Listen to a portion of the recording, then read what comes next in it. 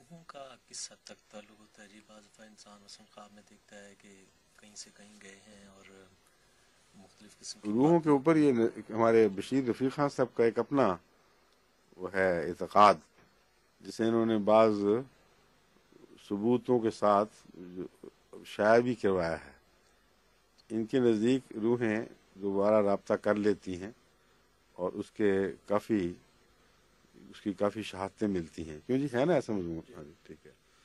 تو آپ ان کی نمائندگی میں سوال کر رہے ہیں یا اپنا ایک الگ سوال ہے؟ نہیں، مجھے نہیں پتا تھا جی اس اچھا، کا. جی ان کا تو اخبار یہاں بھی چھپ چکا، الفضل میں بھی شائع ہو گیا۔ کئی لوگ بیچارے ابھی تک روحوں کے سے واسطہ کر انتظار میں بیٹھے ہیں اور کافی اس سلسلے میں سرسراہٹ پائی جاتی ہے۔ آپ کو نہیں پتہ لگا؟ آپ کہاں کس دنیا میں رہتے ہیں؟ اسلام آباد میں ان کی آواز نہیں پہنچتی؟ بتائیے۔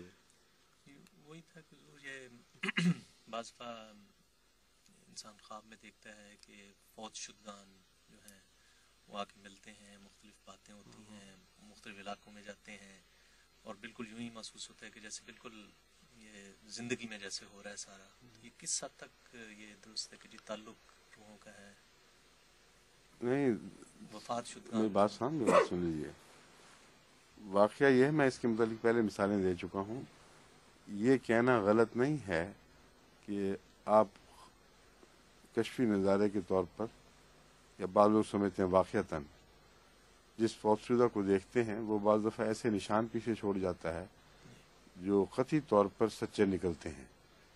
اس سے ثابت ہوا، یعنی نتیجہ نکالا جاتا ہے کہ واقعتاً روح آئی تھی۔ ٹھیک ہے؟ اچھا، اب میں آپ کو اپنی والدہ کی مثال دیتا ہوں۔ ان کے وصال کے چند دن بعد نہیں، جبکہ حضرت مسلم موعود نے بچوں کی نگہداشت کے لیے انہوں نے حال ہی میں سیدہ میرا پس سے شادی کی۔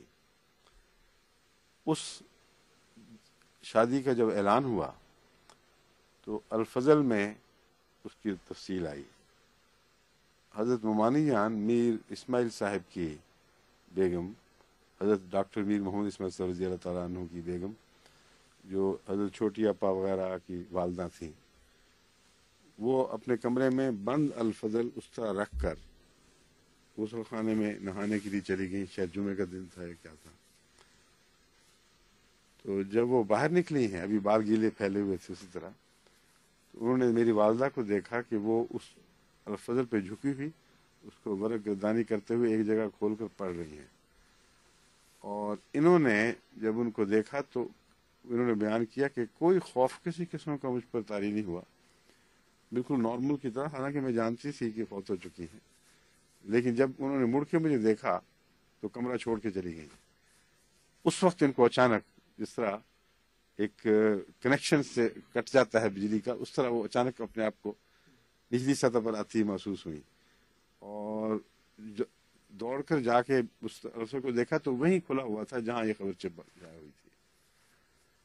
اب اس کا نتیجہ یہ انہوں نے واقعہ تو نہیں لکھا غالباً اپنے اس مضمون میں، اگر یہ لکھ دیں تو قطعی نتیجہ یہ نکالیں گے کہ روح آئی ہے دنیا میں دوبارہ۔ لیکن سوال یہ کہ اگر روح آئی ہے تو اس کا مطلب ہے کہ اب تک وہ ساری روحیں انسانی جسم میں قید ہیں اور ویسے ہی کپڑے پہنتی ہیں اور اسی طرح پھرتی ہیں، ایک 3 ڈائمینشنل وجود کے طور پر، کسی اور ڈائمینشن کی چیز نہیں ہے۔ اور قرآن کریم اس کو جھٹلا رہا ہے قطعی طور پر۔ اور پھر حضرت صلی اللہ علیہ وسلم کو لوگ دیکھتے ہیں تو بعض الگ الگ شکلیں بیان کرتے ہیں، حالانکہ رسول اللہ علیہ وسلم کی ایک شکل تھی۔ اور جو دوسرے تجارب ہوئے ہیں اس سے یہ نتیجہ نکالنا کہ روح واپس آئی تھی، یہ غلط ہے۔ ورنہ روح کے تصور کے ساتھ ایسے ایسے عجیب تصور باندھے جائیں گے جو حقیقت کے خلاف ہیں اور قطعی ثابت شدہ قرآن کریم کے بیانات کے خلاف ہیں۔ یہی بالکل وہ واقعہ ہے حضرت جبرائیل علیہ السلام کا نظر آنا۔ حضرت جبرائیل کو حضرت عیسیٰ علیہ السلام کبوتر کی شکل میں دیکھتے ہیں۔ حضرت صلی اللہ علیہ وسلم ایک موقع پر ایک ایسی تجلی کی صورت میں دیکھتے ہیں جس نے افق بھر دیا تھا، افق تو افق، اور بہت بڑے وجود کے طور پر، ایک ایسے وجود کے طور پر دیکھتے ہیں جو آتا ہے ان کو بھینچ لیتا ہے، اقرا بسم ربک الذی خلق کہتے ہوئے، اور پھر بار بار بھیجتا ہے۔ اور ایک ایسے وجود کے طور پر دیکھتے ہیں جو ایک مسافر عرب کی طرح آیا، آپ کے سامنے بیٹھا، سوالات کیے، اور وہ سوالات درست تھے، ان کے جوابات جب ہوئے تو وہ واپس چلا گیا، اور رسول اللہ صلی اللہ علیہ وسلم نے فرمایا کہ یہ جبرائیل تھا، اور تمہاری تربیت کی خاطر، یہ نہیں کہ اپنے علم کی خاطر، مجھ سے سوال وہ کر رہا تھا جس کا جواب تمہیں ملنا چاہیے۔ اور صحابہ پہلے تو حیران تھے کہ آیا کہاں سے ہے، اس ریگستان میں اچانک واقعہ ہو گیا، اور پھر وہ دوڑے دیکھنے کے لیے، تو اس کا کوئی نشان کہیں نہیں تھا، کسی کے گھر ٹھہرا نہیں، اس لیے ثابت ہوا کہ وہ کوئی انسان نہیں تھا، کوئی اور چیز تھی۔ اور اس کے کپڑوں پر کہتے ہیں نہ مٹی لگی ہوئی تھی، نہ تھکاوٹ کے چہرے پہ آثار تھے، نہ کوئی نشان سفر کا تھا۔ تو اب آپ اگر اس کو سب کو یہ سمجھیں کہ واقعتاً جبرائیل اپنی اصل شکل میں ظاہر ہوا ہے، تو اس کی پھر شکلیں کیا ہیں؟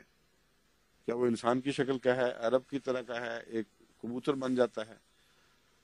ایک بات قطعی ثابت ہو گئی کہ اللہ تعالیٰ کی طرف سے ایک نظام مواصلات روحانی طور پر جاری ہے، اور وہ اسے جس شکل میں چاہے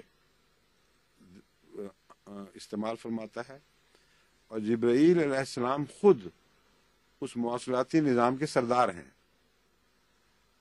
اور جب ان کے سپرد کوئی کام ہو تو وہ جس شکل میں چاہے ظاہر ہوتے ہیں، لیکن ان کے ظاہر ہونے اور بندے کے درمیان قرآن کریم نے کوئی دیوار نہیں کھڑی کی، بلکہ اصرار کے ساتھ یہ بار بار میں سمجھایا ہے کہ جبرائیل نازل ہوتا ہے، اور خواہ کس شکل میں ہو وہ وہی جبرائیل ہی ہوگا، اور اس کا پیغام جبرائیل کا ہی پیغام ہوگا۔ ایک بھی آیت ایسی نہیں کہ بندے اور جبرائیل کے درمیان خدا نے ایک ایسی دیوار قائم کر دی ہے جو کبھی ٹوٹ نہیں سکتی، لیکن جو مر کر خدا کے حضور حاضر ہو جاتے ہیں ان کے متعلق فرمایا کہ وہ کہیں گے کہ ہمیں واپس کر دے، تو وہ ان کو کہا جائے گا یہ نہیں ہو سکتا، ان کے پیچھے جو پیچھے چھوڑے گئے ہیں ان کے اور ان کے درمیان ایک ایسی دیوار ہے جو قیامت تک منہدم نہیں ہو سکتی۔ پھر فرماتا ہے حرام علی قریۃ اہلکناها انہم لا یرجعون، قریۃ سے مراد بستی نہیں صرف بلکہ اہل بستی، سارے قرآن کریم میں یہ محاورہ استعمال ہوا ہے، ایک اہل بستی کے لیے یہ حرام قرار دے دیا ہم نے، اس میں نیک و بد سب شامل ہیں، کہ جب ہم ایک دفعہ ان کو ختم مار دیں، اس دنیا میں ختم کر دیں، کہ دوبارہ وہ کبھی لوٹ کے واپس نہیں آئیں گے۔ اس لیے یہ کہنا کہ کچھ نشان ملتے ہیں ان کے پیچھے قدموں کے نشان، اگر ان کو آپ حقیقی سمجھنے کی وجہ سے اس کو حقیقی سمجھیں تو وہی دقتیں پیدا ہوں گی جو میں بیان کر چکا ہوں، لوگوں کے کپڑے پہننا، ان کے مختلف قسم کے اپنے اسی جسم میں، اسی عمر کے جسم میں، اور بعض دفعہ چھوٹا بھی دکھائی دیتی ہیں روحیں، یعنی آس پاس کو ہمارے بچوں نے بھی دیکھا اور انہوں نے دیکھا، کبھی اصل عمر میں کبھی بہت چھوٹی عمر میں، تو اس کو حقیقی کیسے کہہ سکتے ہیں کہ وہ روح آئی تھی؟ تو وہ عمریں بھی بدلتی پھرتی ہے اپنی، اس لیے وہ حضرت جبرائیل کے مواصلاتی نظام کا ایک حصہ ہے، اور اللہ تعالیٰ جسے پیغام دینا چاہے اس کی اپنی خواہش اور تصور کے مطابق اس روح کو اس شکل میں اسے دکھا دیتا ہے۔ اور طمانینت قلب کی خاطر کہ یہ جو نظام ہے ہمارا، تم لوگوں کا ایک تعلق گزرے ہوں سے ہم قائم کرتے ہیں، یہ فرضی نہیں ہے تمہاری خواہش کے مطابق بلکہ حقیقی ہے، کچھ ایسے آثار ظاہر فرما دیتا ہے جو دنیا میں ہمیں وہ ثبوت کے طور پر نظر آتے رہتے ہیں کہ یہ جو واقعہ تھا یہ کسی ایسے شخص کا واقعہ نہیں ہے جو لا علم ہو، کیونکہ ان باتوں کا علم بعض دفعہ ثابت ہوتا ہے کہ صرف اس شخص کو تھا جو آیا ہے، اور جس نے دیکھا ہے اس کو علم نہیں تھا۔ مثلا حضرت مانی جان کے واقعہ میں بھی وہ الفضل آیا، بند کا بند انہوں نے رکھ دیا، جب جا کے دیکھا ہے، ابھی وہ پڑھا بھی نہیں تھا، تو اس صفحے پہ کھلا ہوا ہے جہاں ثابت ہو گیا کہ تعلق ہے کوئی ایسا. تو یہ تو نہیں کہ وہاں سے روح پڑھنے کے لیے آئی تھی. اگر روح مانا جائے تو پھر وہ مادی آنکھوں سے دیکھتی بھی ہے اور اس کا فوکس اسی طرح ہوتا ہے اور وہ اس کے بغیر اس کو پتہ نہیں چلتا. یہ ساری باتیں بچگانہ توہمات کی طرف لے جائیں گی جن میں کچھ بھی حقیقت نہیں، سوائے اس کے کہ اسے کشف مانا جائے، اور ایسا کشف جو نفس کی ہجان کے نتیجے میں پیدا نہ ہو، بلکہ اللہ تعالیٰ کے دماغ اور انسانی قوت پر تصرف کے نتیجے میں پیدا ہو. ایسا کشف مانا جائے، اس کے سوا کوئی حل نہیں ہے اس کا.